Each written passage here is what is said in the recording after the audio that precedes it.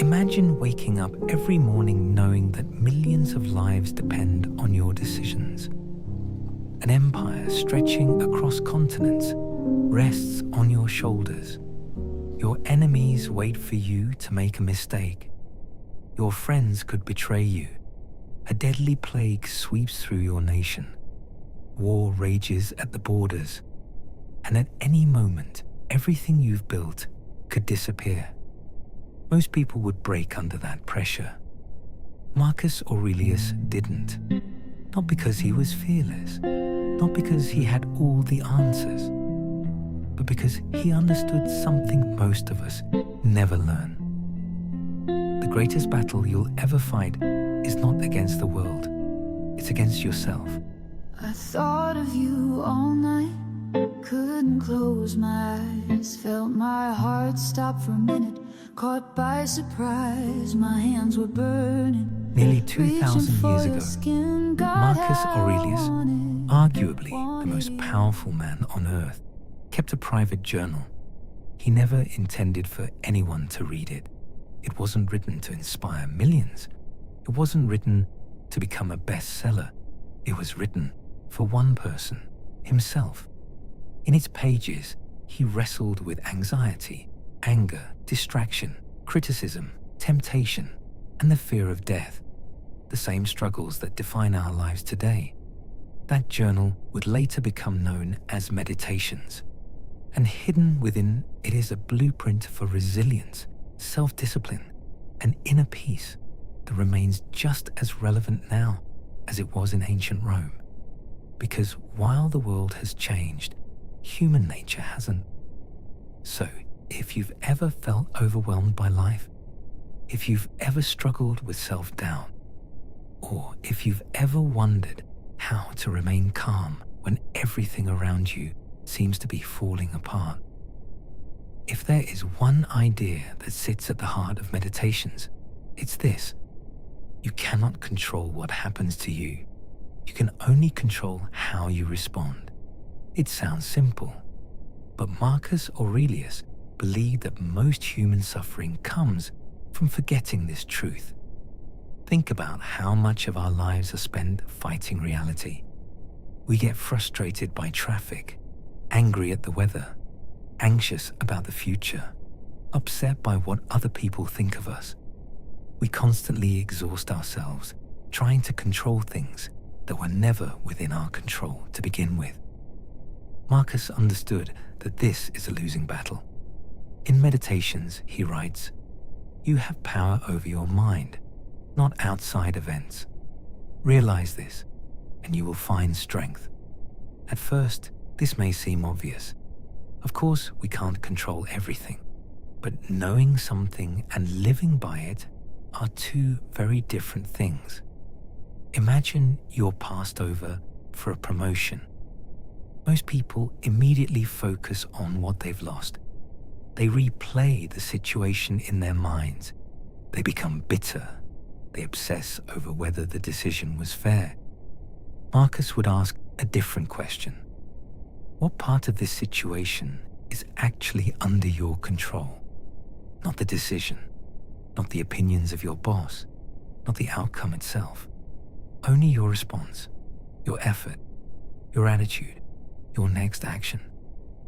This shift changes everything, because the moment you stop focusing on what you can't control, you reclaim the energy to improve what you can. And this idea extends far beyond career setbacks. Someone criticizes you. You can't control their words. You can control your reaction. A relationship ends. You can't change the past. You can choose how you move forward. Life throws obstacles in your path.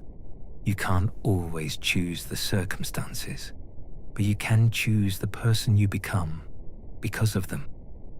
Marcus wasn't suggesting that we become passive or indifferent. Quite the opposite. He believed we should act with courage and determination.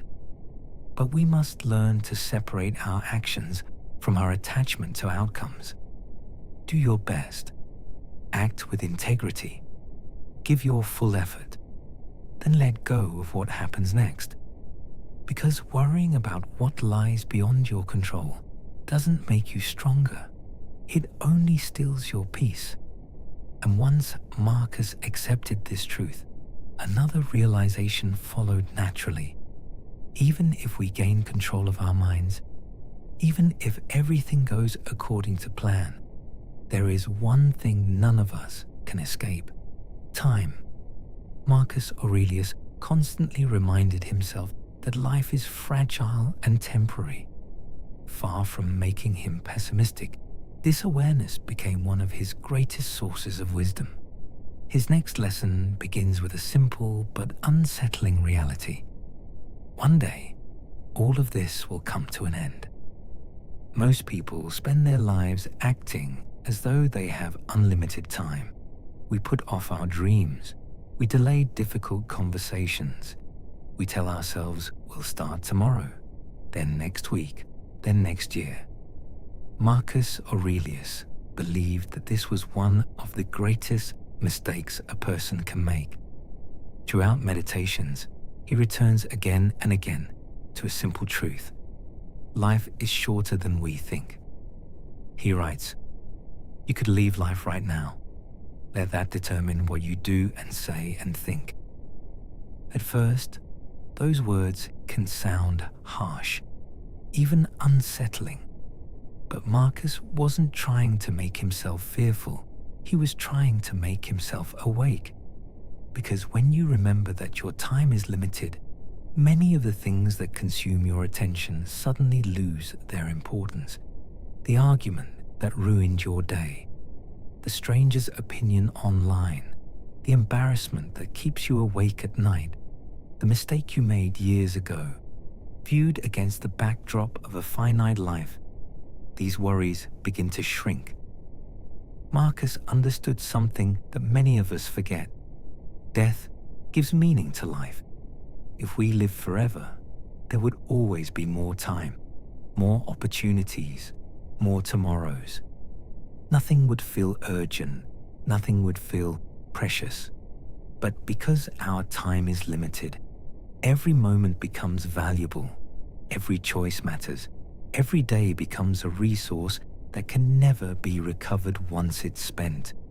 And yet, so many people live as though they're waiting for life to begin, waiting for the perfect opportunity, waiting until they're more confident, waiting until circumstances improve.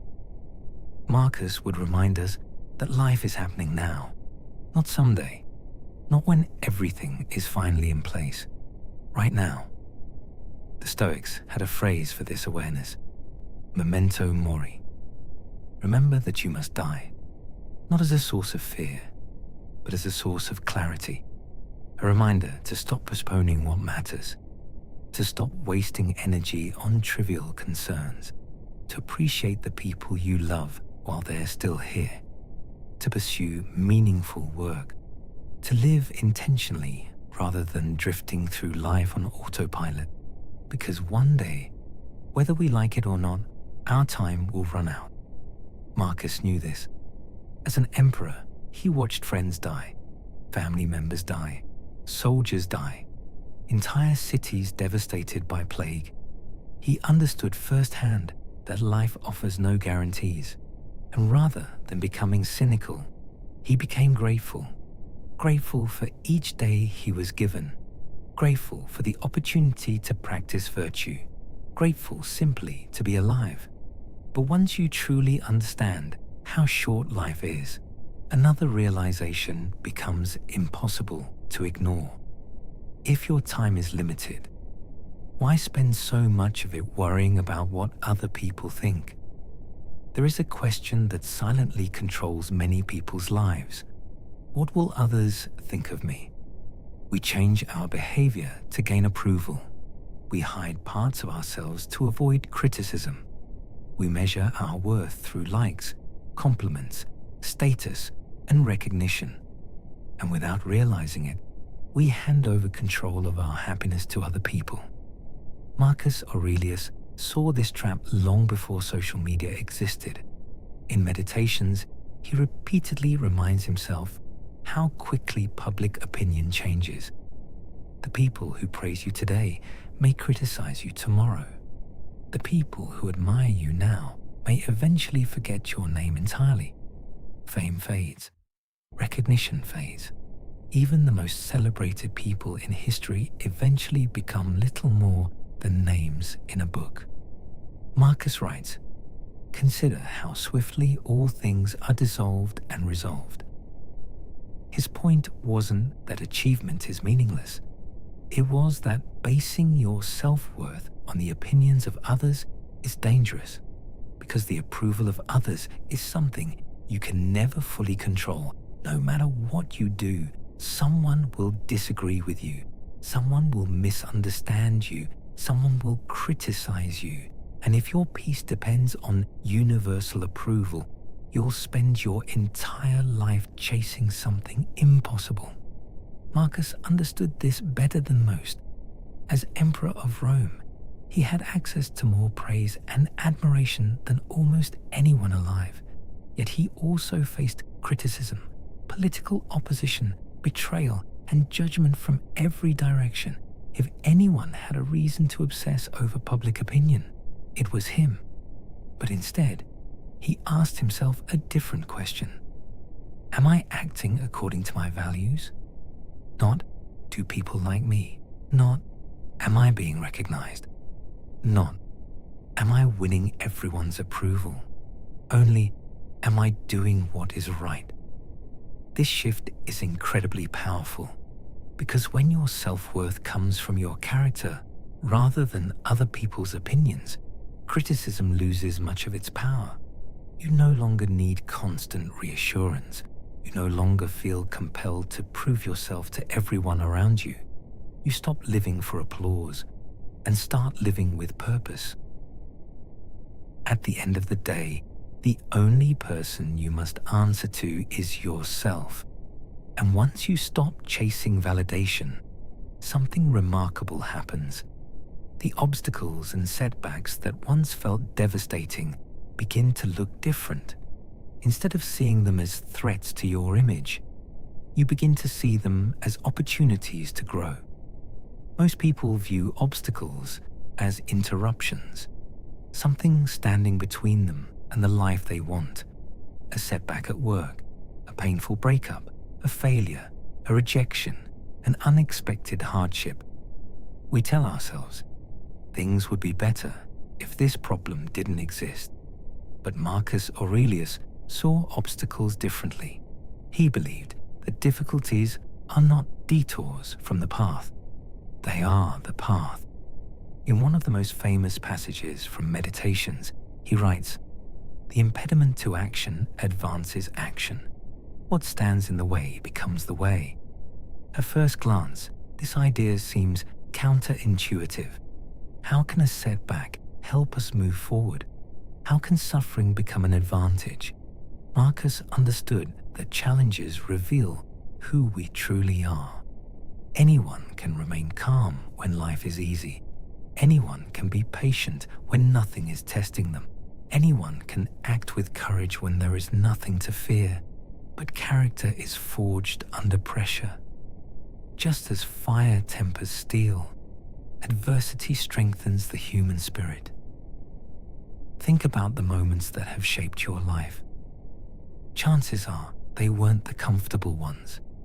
They were the moments when you were forced to adapt, forced to grow, forced to become stronger than you were before. The job rejection that pushed you toward a better opportunity. The heartbreak that taught you resilience. The failure that forced you to improve. The obstacle itself became the catalyst for growth. Marcus experienced this firsthand. His reign was anything but peaceful. He faced wars, disease, political instability, and personal loss. Yet instead of asking, "Why is this happening to me?" he asked, "What can this teach me?" That question changes everything, because it transforms adversity from something purely negative into something useful. A challenge becomes a chance to practice patience. a setback becomes an opportunity to build resilience. A difficult person becomes an opportunity to practice self-control. The obstacle becomes the training ground. This doesn't mean we should enjoy suffering. Marcus wasn't glorifying pain. He was reminding himself that hardships are inevitable. The question is not whether obstacles will appear. The question is how we respond when they do. Do we complain? Do we become bitter? Or do we use them as opportunities to become stronger? Marcus believed that every obstacle contains a hidden choice. You can let it break you, or you can let it build you, and ultimately, that choice belongs to you. But overcoming obstacles requires something even more fundamental. Because before you can master challenges, you must learn to master yourself. When most people think about strength, they think about power over others, the ability to influence, to lead, to win, to dominate. But Marcus Aurelius believed that the highest form of strength is something far more difficult, the ability to govern yourself. After all, what good is wealth if you can't control your desires? What good is success if you can't control your anger? What good is power if you're a slave to your impulses? Marcus understood that the greatest threats to our lives rarely come from the outside world. More often, they come from within. Impatience, fear, jealousy, pride, laziness, the constant temptation to choose comfort over growth. In meditations, Marcus was constantly reminding himself not to be controlled by these forces, not because he had mastered them perfectly, but because he struggled with them just like everyone else. That's one of the most fascinating things about meditations. It's not a book written by a man who had conquered every weakness. It's a journal written by a man trying to.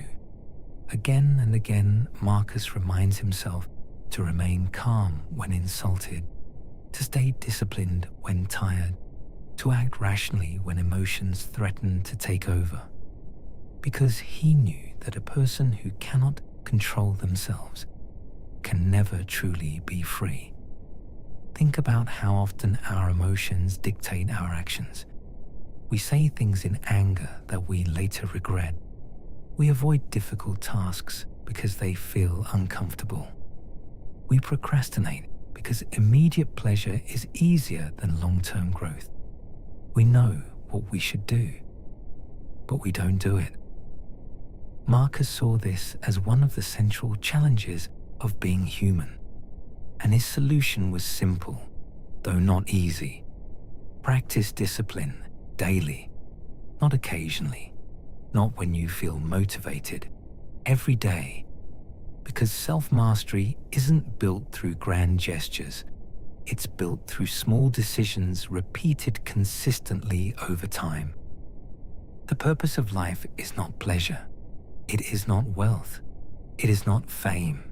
It is not status. The purpose of life is to become a good human being. To Marcus, this meant living according to virtue, not virtue in the modern sense of appearing moral or righteous, but virtue as excellence of character. The Stoics believed that there were 4 core virtues that guided a meaningful life. Wisdom, the ability to see things clearly and make sound judgments. Courage, the willingness to do what is right even when it is difficult.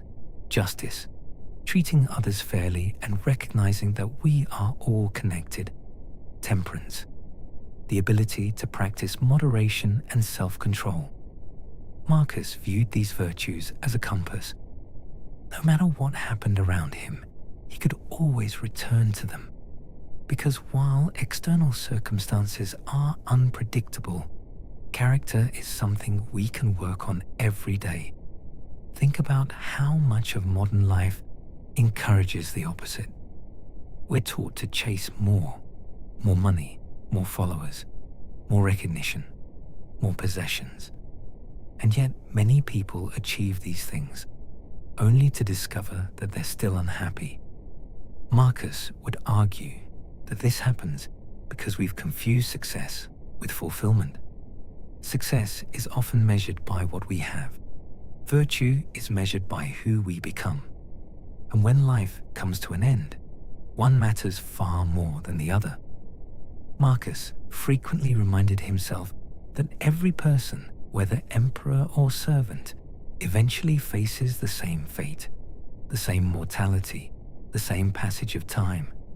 What remains is not how much wealth we accumulated, not how famous we became, but the quality of our actions, the way we treated others, the kind of person we chose to be. This is why meditations has endured for nearly 2,000 years. Not because it teaches us how to become powerful, but because it teaches us how to become better, a better friend, a better partner, a better leader, a better human being.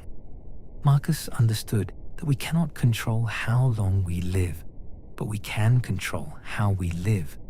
And in his view, a life guided by wisdom, courage, justice, and self-discipline is a life well lived. The world may never remember our names. History may never record our achievements, but that was never the point. The point is to meet each day with integrity, to do what is right, to serve something greater than yourself, and to leave this world having become the best version of yourself that you could be. Nearly 2,000 years later, the world looks very different. The Roman Empire is gone. Its cities have changed. Its armies have vanished into history. But the struggles Marcus wrote about remain exactly the same. We still wrestle with anxiety. We still fear failure. We still seek approval. We still struggle to control our emotions. And we still search for meaning in a world that often feels chaotic and uncertain. That's why meditations continues to resonate generation after generation. Because it reminds us that while we cannot control everything that happens to us, we can control how we respond. We can choose our character. We can choose our actions. We can choose the person we become. Marcus teaches us to focus on what we can control, to remember that life is short, to stop living for the approval of others, to embrace obstacles as opportunities for growth, to master ourselves before trying to master the world, and above all, to live with virtue, not because it's easy, but because it's worth it. In the end, Marcus Aurelius may have ruled the most powerful empire on earth, but his greatest achievement wasn't governing Rome. It was learning to govern himself. And perhaps that's the challenge he leaves for all of us. Not to become emperors, not to become famous, not to become powerful, but to become wiser, more disciplined, more courageous, more human. Because the quality of your life is determined not by what happens to you, but by the person you choose to be when it does. Remember, you may not control the world around you, but you can always control the world within you.